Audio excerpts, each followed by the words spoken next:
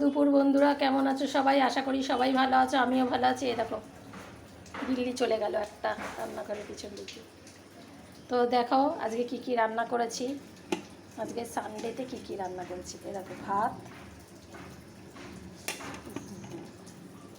পোস্ত দিয়ে সর্ষে দিয়ে তেল পটল।